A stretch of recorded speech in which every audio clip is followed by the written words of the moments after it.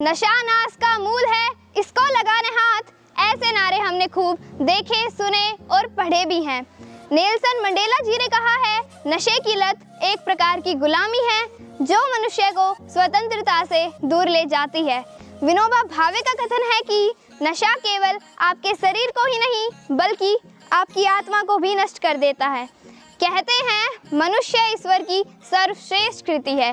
धरती पर जितने भी जीव हैं उनसे मानव की तुलना करें तो कोई भी जीव मनुष्य के ज्ञान, बुद्धि, समझ और कौशल के आसपास भी नहीं ठहरता है।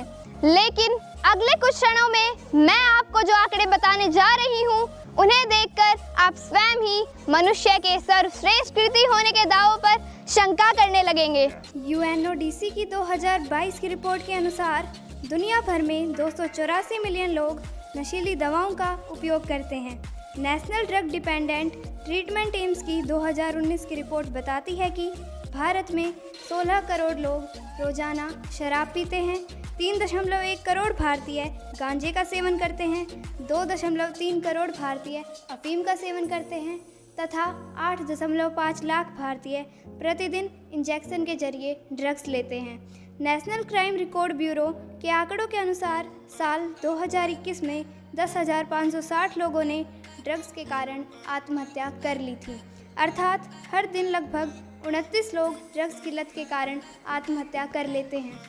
नशा उस अवस्था को कहते हैं जिसमें व्यक्ति किसी पदार्थ के सेवन से मानसिक और शारीरिक तौर पर परिवर्तित हो जाता है। ऐसी स्थिति में व्यक्ति असामान्य व्यवहार करने लग जाता है तथा नशा व्यक्ति के सोचने समझने की क्षमता को बाधित कर देता है। नशे के लिए लोग शराब, अफीम, हेरोइन, गांजा, तंबाकू, medical drugs, inhalers, caffeine, LSD, ketamine, MDMA आदि का सहारा लेते हैं। इसी तरह के नशे की ओवरडोज के कारण विगत वर्ष हरियाणा की प्रमुख अभिनेत्री सोनाली फोगाट की मृत्यु हो गई थी। आज हम बात करेंगे एक ऐसे ही नशे की जो युवाओं में बड़ा लोकप्रिय हो रहा है। जी हाँ, हम बात कर रहे हैं हुक्के के नशे की। पिछले 10-15 सालों में हुक्के का नशा युवाओं में सिर चढ़ के बोल रहा है। हुक्के का प्रचलन उत्तर भारत में विशेष रूप से हरियाणा, पंजाब, राजस्थान, पश्चिमी उत्तर प्रदेश में अधिक रहा है।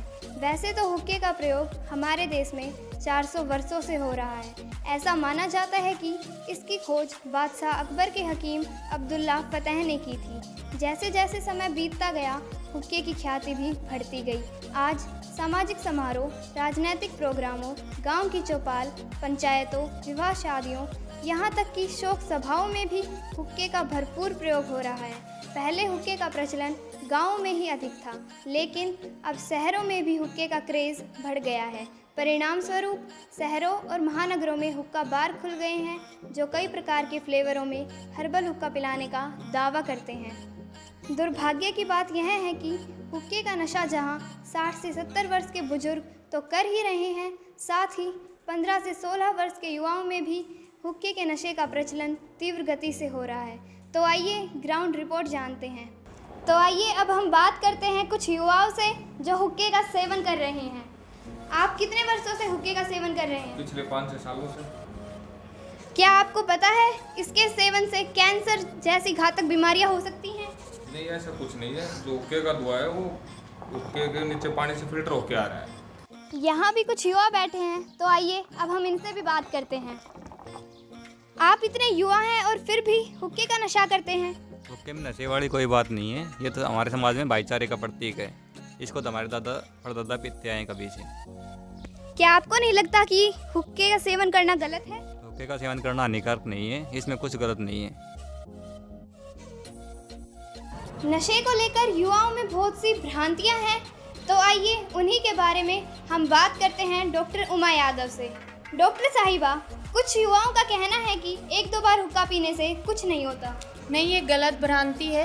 1-2 बार हुक्का पीने से ही बच्चों में तलब उठ जाती है बार बार पीने की, और फिर वो बार बार हुक्का पीने की तरफ बढ़ते हैं। दरअसल युवाओं में कुछ और भी भ्रांतियां हैं। कुछ युवा कहते हैं कि हुक्के का जो धुआं होता है वह पानी से फिल्टर होकर आता है, इसलिए हानिकारक नहीं होता। ये कथन कहाँ तक सत्य है? यह भ्रांति भी गलत है। हुक्के का धुआं फिल्टर होके आता है, ये हानिकारक नहीं होता, गलत भ्रांति है, क्योंकि निकोटीन की अमाउंट जाती है शरीर में और उससे गले घुटने के कारण मौत भी हो सकती है। डॉक्टर साहिबा, हमें यह भी बताने का कष्ट करें कि तंबाकू के सेवन से व्यक्ति को कौन कौन सी बीमारियां हो सकती हैं। तंबाकू के सेवन से कैंसर हो सकता है, फेफड़ों का कैंसर, मुंह का कैंसर, गले का कैंसर और टीबी की शिकायत भी हो सकती है, सांस लेने में दिक्कत भी हो सकती है। अधिकतर लोगों का ऐसा मानना है कि हुक्के के अंदर जो पानी होता है वह धुएं में से हानिकारक पदार्थों को फिल्टर कर देता है, लेकिन ऐसा बिल्कुल भी नहीं है। हुक्के के धुएं में निकोटीन भरपूर मात्रा में होता है। कुछ लोगों का ऐसा भी मानना है कि हुक्का पीना सिगरेट पीने से कम खतरनाक है, लेकिन यह भी एक मिथ है, क्योंकि सिगरेट तो सिर्फ 2 से 3 मिनट में ही खत्म हो जाती है, जबकि हुक्के का सत्र 15 से 20 मिनट तक चलता है। विशेषज्ञों का कहना है कि हुक्के द्वारा सिगरेट की अपेक्षा 100 गुना अधिक निकोटीन हमारे शरीर में जाता है तथा विभिन्न प्रकार के कैंसर का कारण बनता है। हमारे साथ पुलिस विभाग से एसएचओ श्री प्रहलाद जी हैं, तो आइए इनसे कानूनी पक्ष जानते हैं। सर, आपके पास नशे से संबंधित किस प्रकार के मामले अधिक आ रहे हैं? हमारे समाज में पहले तो शराब के ज़्यादा वो होते थे, तम्बाकू और शराब के। आजकल युवाओं में सूखा नशा के ज़्यादा लत लगी हुई है, जैसे स्मैक, गांजा और कुछ इंजेक्शन वगैरह भी लेते हैं। सरकार इसमें लोगों को जागरूक करके लोगों की सहायता से गाँव में, कस्बों में नशा मुक्त केंद्र में भेजते हैं। इस नशे की रोकथाम के लिए पुलिस प्रशासन व हरियाणा सरकार द्वारा कौन से कदम उठाए जा रहे हैं? इसमें जिले लेवल पे और हम सभी थानों के लेवल पे हमारे एसपी साहब और डीएसपी साहब के मार्गदर्शन में उनको एनडीपीएस एक्ट की एक जिले लेवल पे नारकोटिक टीम बनी हुई है। सभी तरह के नशे को पकड़ने के लिए समय समय पर प्रोग्राम चलाए जाते हैं। वैसे भी विशेष ध्यान रखा हुआ है नशे को खत्म करने के लिए। सर, आजकल युवाओं में हुक्के का चलन बहुत तेजी से बढ़ रहा है, इसे रोकने के लिए कानूनी प्रावधान क्या है? वैसे तो ये हुक्के का प्रचलन हमारे समाज में बहुत पुराना चला आ रहा है और इस पर कोई प्रतिबंध नहीं है, लेकिन सार्वजनिक जगह पे इस पर प्रतिबंध है और उसके लिए 200 रुपये जुर्माना लगाया जाता है।